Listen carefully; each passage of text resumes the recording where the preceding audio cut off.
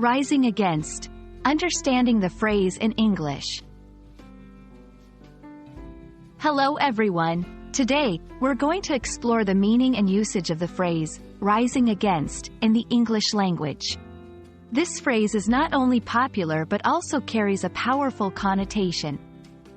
We'll break down its meaning, origins, and how you can use it effectively in your conversations.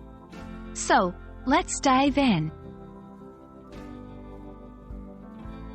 Rising against is a phrase used to describe the act of opposing or rebelling against something, usually an authority, a system, or a situation.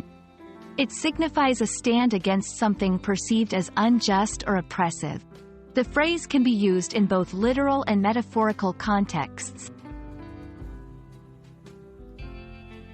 This phrase has historical roots, often associated with revolutions and social movements.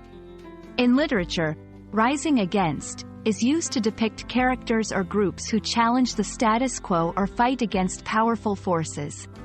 It evokes a sense of struggle and resistance.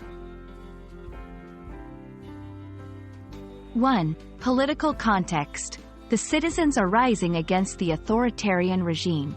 2. Social context. The community is rising against social injustices. 3. Personal context. She is rising against her personal challenges. Each context showcases a different aspect of opposition, whether it's against a government, societal norms, or personal obstacles. To use this phrase effectively, understand the context. Is it a political discussion, a personal story, or a social issue? Emphasize the aspect of opposition or rebellion. The phrase should convey a strong stance. Be mindful of the tone. Rising against carries a weight of seriousness and determination.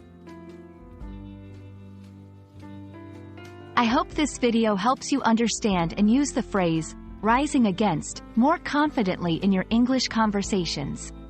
Remember, it's all about conveying a sense of opposition and resilience. Thanks for watching, and keep on learning.